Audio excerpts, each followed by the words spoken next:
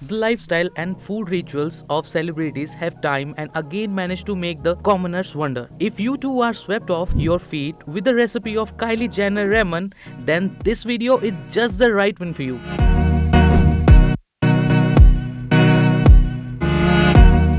Today, we will be recreating the banger ramen noodles from one and only Kylie Jenner. So let's get started.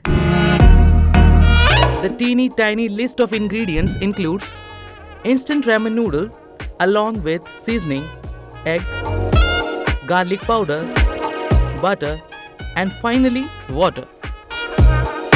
Firstly, boil ramen noodles. The trick is to add a little more water because we want to emulsify the egg with noodles. Take a large bowl, immediately add cooked ramen and break the whole egg. Add some garlic powder and ramen seasoning. Mix everything vigorously till the sauce does not get emulsified. Then we are gonna add butter for a silky and buttery flavor to our ramen.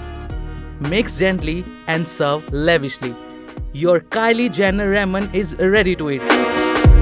Let us know your thoughts on this quirky recipe in the comment section.